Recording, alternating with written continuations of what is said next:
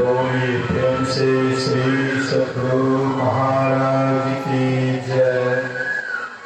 श्री सद्गुरु महाराज की जय। श्री सद्गुरु महाराज की जय। आप लोगों के मन में होता होगा ये लोग राम का जयकार, कृष्ण का जयकार या भोले बाबा का जयकार या दुर्गा काली आदि का जयकार नहीं करके गुरु महाराज जी का ही जयकार करते हैं। तो आप लोग ऐसा नहीं सोचिएगा कि गुरु महाराज के जयकार में राम का जयकार या कृष्ण का जयकार या भोला बाबा का जयकार या भगवती की जयकार इसमें शामिल नहीं है। जैसे जितने भी जानवर हैं सभी जानवरों का पदचिन्ह हाथी के पदचिन्ह में समा जाता है। हाथी के पदचिन्ह में सभी जीव जंतुओं का पदचिन्ह जैसे समा जाता है, ऐसे गुरु महाराज जी के जय जयकार में सबका जय जयकार हो जाता है। तो सबको एक बार हृदय खोल करके जय जयकार करें। बोलिए श्री सद्गुरु महाराज की। देखिए हम लोग फालतू क्या एनर्जी लॉस करते हैं। जो काम किसी योग्य नहीं उस काम में हम लोग बेकार का यह आवाज को खराब करते हैं, किसी को गाली देते हैं, इससे आपको पुण्य नहीं होता है, पाप होता है। आप किसी की निंदा करते हैं, इससे पाप होता है। किसी की चुगली करते हैं, इससे पाप होता है। लेकिन अगर गुरु महाराज जी के जयकार में अगर हम लोग जो दम लगाते हैं तो गुरु महाराज जी परमात्मा उसका कई गुना वापस भेजते हैं। और जो परमात्मा का जय जयकार नहीं करते हैं तो दूसरा जब उसका जन्म मिलता है उसका कौन सा शरीर मिलता है जानते हैं? सावन भादों का समय है। गड्ढा में जो मेढक टट्टर करके रहता है उसके पास जीव नहीं होता। परमात्मा उसके जीव को छीन लेते हैं, क्योंकि जो इस विद्या से परमात्मा को गुणगान नहीं करते हैं तो परमात्मा उसका जीव ही छीन लेते हैं, उसको मेढक में भेज देते हैं। फिर सावन भादों में आप टट्टर करते रहिए, आपकी आवाज को आपके संगीत को कोई सुनने वाला नहीं है। इसलिए परमात्मा का जय जयकार सबको हृदय खोल करके करना चाहिए, इससे बहुत बड़ा पुण्य होता है। बोलिए श्री सद्गुरु महाराज की जय। अखंड मंडलाकारं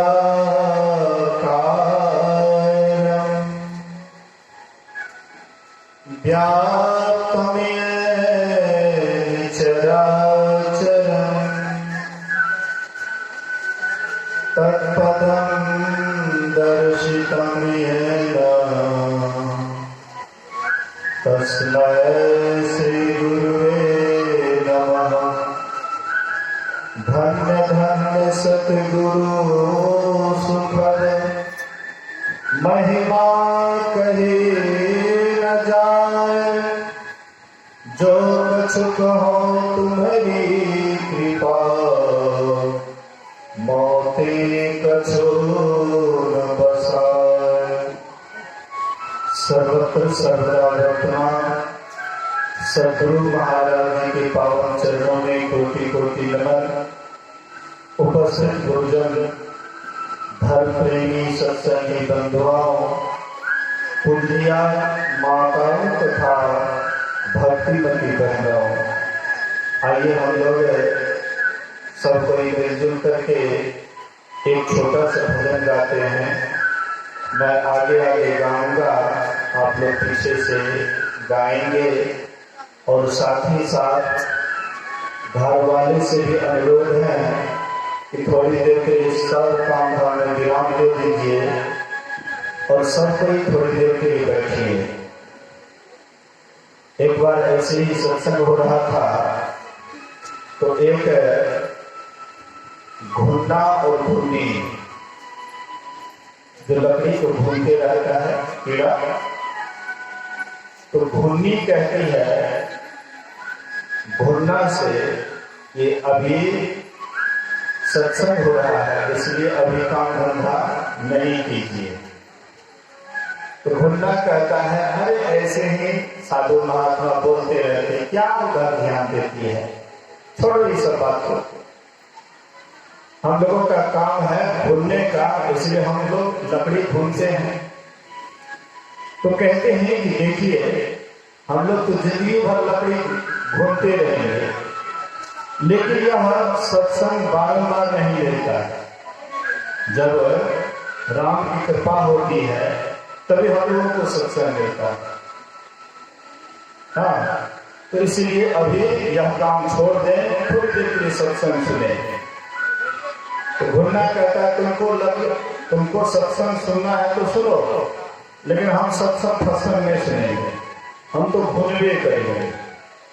तो कोई बात नहीं। तो घुन्नी सत्संग सुनने लगी, बहुत गौर से सत्संग सुनी। तो घुन्नी का जब शरीर छूटा वह राजकुमारी होकर के जन्म लेती, राजा के यहाँ राजकुमारी होकर के जन्म लेती। लेकिन जब घुन्ना का शरीर छूटा तो घुन्ना घुन्ने रह जाता है, मतलब उसका कोई परिवर्तन नहीं हुआ। तो ऐसे ही हम आप भी जब सत्संग हो सब काम धाम में विराम दे करके और सबको बैठना चाहिए। जितना देर आप बैठिएगा वह आपका अपना संपत्ति है।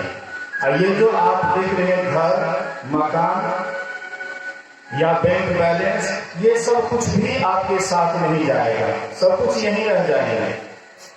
कैलाश बाबू क्या लेकर के गए हैं? घर था, है पैसा वैसा था, बच्ची की शादी करने वाले थे, हाँ शादी भी लग चुकी थी, लेकिन कुछ भी नहीं गया।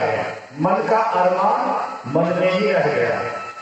हम लोग भी बहुत मन में अरमान रखे हुए हैं, लेकिन ये अरमान कभी पूरा नहीं होता है। सब आदमी यहाँ से अधूरे मन की बात को लेकर के जाते हैं। इसलिए ईश्वर को सब बात को छोड़ देना चाहिए, सब कुछ छोड़ करके परमात्मा का ही सिमरन ध्यान करना चाहिए। जो उनकी मौज होगी वही मौज में हम आपको सदा प्रसन्न रहना चाहिए। जो ऐसा जीवन जीते हैं उसका जीवन ही एक न एक दिन आनंद से खिल जाता है, कमल की तरह उसी का जीवन सुगंध देता है। तो आइए एक भजन छोटा सा मैं गाऊंगा, आप लोग भी पीछे से सहयोग देंगे। नहीं मुख राम गाओगे आगे दुख बड़ा पाओगे। नहीं मुख राम गाओगे आगे दुख बड़ा पाओगे। नहीं मुख राम गाओगे आगे दुख बड़ा पाओगे। नहीं मुख राम गाओगे आगे दुख बड़ा पाओगे। राम बिन कौन तारेगा पकड़ जब दूत मारेगा। राम बिन कौन तारेगा पकड़ जब दूत मारेगा। नहीं मुख राम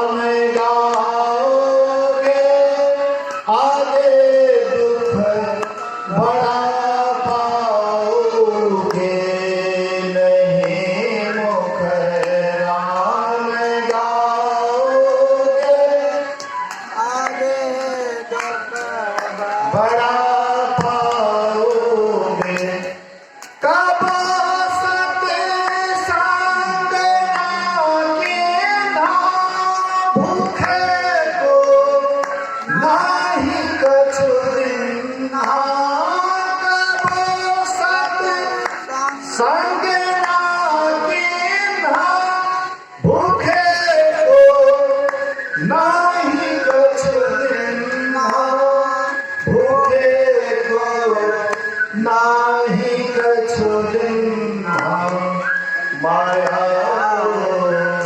मोह में फूल कुटुंब परिवार लखी झूले माया मोह में फूल कुटुंब परिवार लखी झूले नहीं मुख राम गाओगे आगे दुख बड़ा पाओगे नहीं मुख राम गाओगे आगे दुख बड़ा पाओगे पूछा धर्म राज जब भाई बचन मुख नाही करियाई पूछा धर्म राज जब भाई बचन मुख नाही करियाई बचन मुख नाही करियाई परजू दास लखी रोया सुधर तन पार के खोया परजू दास लखी रोया सुधर तन पार के खोया नहीं मुख राम गाओगे आगे दुख बड़ा पाओगे नहीं मुख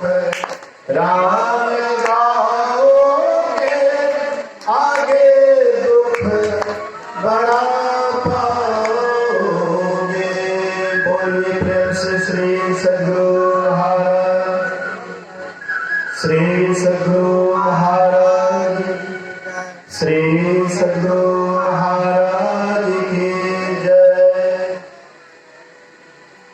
एक बार एक सेठ जी बाहर से कमा करके लौटे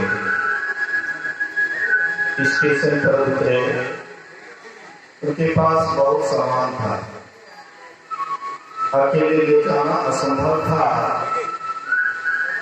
इसीलिए वह कुली खोजने लगे स्टेशन पर कुली खोजने लगे तो बोलते थे कि फलाने जगह जाना है सामान लेकर के कितना पैसा दोगे तो कोई कहता था 40 लगेगा कोई कहता 50 लगेगा कंजूस सेठ था अरे भाई बहुत बोलते हो कुछ कम करो बोले कि कम नहीं होगा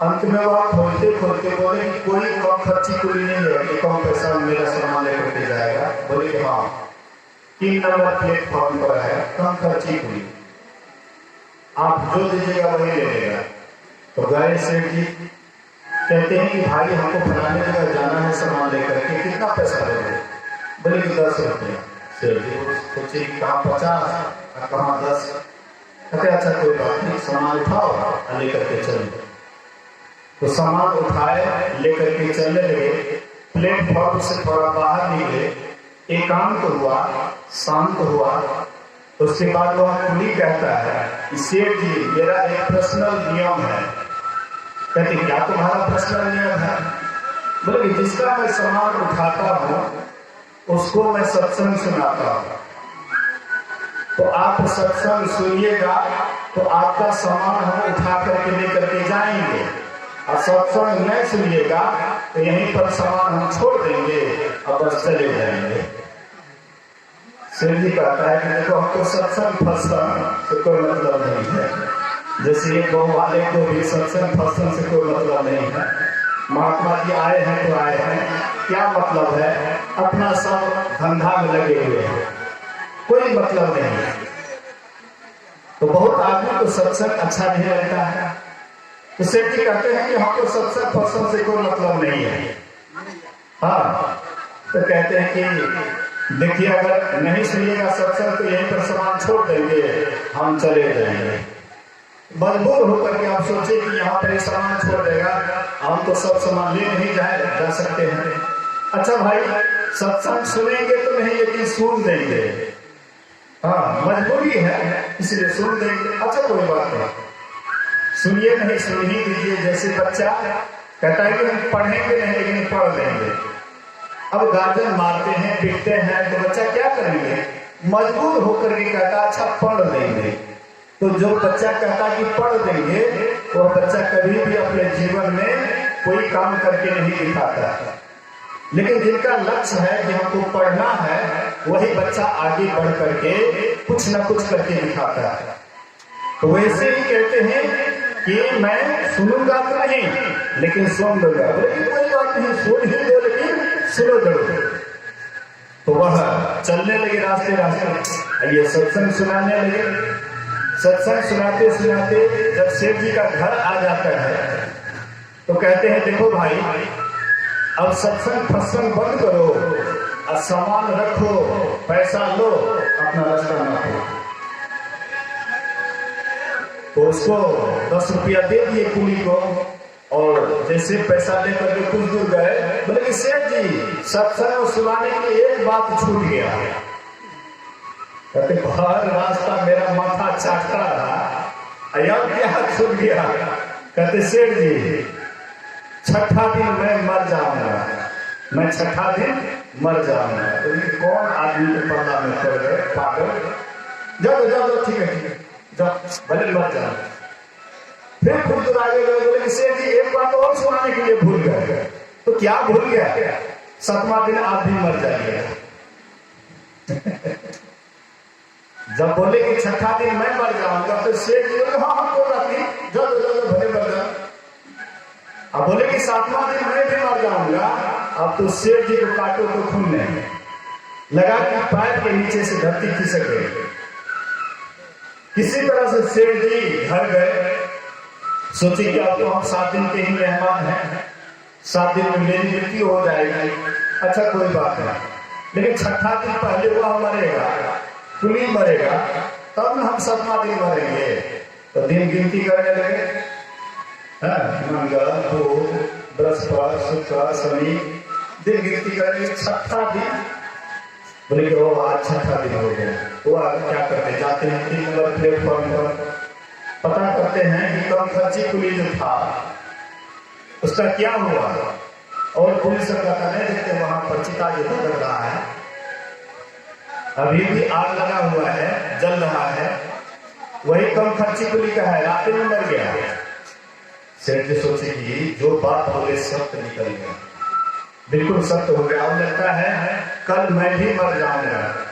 भर रात में हे फलना हे छीना, हमसे गलती हो गई, हम तुम्हारा इतना बेईमानी किए, इतना शैतानी किए, हाँ ये पैसा लिए। मतलब जब आपको मृत्यु नजदीक बुझाता है, मृत्यु झलकने लग जाता है, तब आपको गलती दिखाई पड़ता है। इसके पहले तो आप बेईमानी शैतानी कितना किसका हड़प लीजिएगा, कितना क्या कर लीजिएगा, इसका कोई ठिकाना नहीं है। कुछ वेदानंद बाबा कहते थे कि हमारे ही गांव में एक व्यक्ति क्या किए, खूब सुंदर बगीचा लगाए थे, हाँ आम का, लीची का, हाँ सुंदर खूब सुंदर बगीचा लगाए थे। और एक आदमी दुश्मनी के कारण रात में गए, जितना भी गाछी था फल फूल गुजरा हुआ, मंजर दिया हुआ वृक्ष था, वही मंजर के समय गया, सबको काट दिए जड़ से। और वह व्यक्ति जो आया अपने बगीचा को देख करके सुबह में खूब रोए थे, आंख से आंसू बहाए थे, लेकिन जो काटे थे बाद में जो वह मरने लगे, तब वह कहता है हे फल्ला को बुलाओ, फल्ला को बुलाओ, फल्ला को बुला, हे फल्ला बाबू अब हम मर रहे, लगता है कि हमारे गर्दन पर कोई कुल्हाड़ी चला रहा है, मेरे गर्दन को काट रहा है, बड़ा दुख हो रहा, बड़ा कष्ट हो रहा है, क्षमा कर दीजिए, हम ही आपके बगीचा को काटे थे, माफ कर दीजिए। कहने का मतलब देखिए, मृत्यु आती है तो गलती दिखाई पड़ता है, और जब तक मृत्यु नहीं दिखाई पड़ती है सोचते हैं हमको तो अभी मरना है थोड़े, हम तो बहुत दिन तक जिएंगे, इसलिए कुछ से कुछ कर्म करते रहते, उल्टा पुल्टा कर्म करते, ठगी बेईमानी करते रहते हैं, दूसरे का हड़पने में लगे हुए रहते हैं। लेकिन याद रखिए, बुरे कर्म का बुरा नतीजा करना है तो करके देखो, और नहीं तो रावण कंस के घर में जाकर के देखो क्या बुरा हाल हो। रावण कितने बड़े सोने के लंका, रुपए की छाजा, छोड़ चले नगरी के राजा, 1 लाख पुत 1.25 लाख नाती, अता रावण घर दिया न बाती, कोई करे महल कोई करे टाटी, उड़ जाए हंस पड़ी रहे माटी। रावण के घर में जाकर के देखिए या कंस के घर में जाकर के देखिए, जो भी किसी का बेईमानी किया है, बुरा कर्म का आज न कल बुरा कर्म का फल एक न एक दिन मिलता ही है, अकाट्य है। चाहे हम हों या दुनिया के लोग हों, बुरा कर्म का फल भोगना ही पड़ता है। एक कहावत है कि चोरवा के कमाल सबको खाए, अकेले चोरवा बांधल जाए। चोरवा का कमाया पूरा परिवार खाता है, लेकिन चोर को अकेले फांसी पर लटकना पड़ता है, अर्थात कर्म का दंड आपको अकेले भोगना पड़ेगा, क्योंकि आपने ही बेईमानी किया है, आपको भोगना पड़ेगा। तो वह सेठ जी सबसे क्षमा मांगने लगे, भाई तुम्हारा इतना बेईमानी किए, ये लो तुम अपना, तुम्हारा इतना जमीन हड़पे, इसलिए तुम भी अपना जमीन ले लो। सबका जो भी गलती सही किया था भर रात में क्षमा मांगते हुए, और उसके बाद दूसरे दिन उसका भी शरीर छूट जाता है। सेठ जी का शरीर छूटा, सेठ जी को जमदूत ले गए, ले जाकर के धर्मराज के पास, कहते हैं कि देखिए यह जीवन भर पाप ही पाप किया है, ये सेठ जी जीवन भर पाप ही पाप किया है, इसलिए इसको क्या करना चाहिए। बोले कि देखो तो कहीं पर इसका पुण्य भी है। बोले कि हाँ थोड़ा सा पुण्य है, एक दिन ये सत्संग सुन लिया था, सुना तो नहीं था लेकिन सुन लिया था, तो सुन लिया था, यही इसका थोड़ा सा पुण्य का फल है।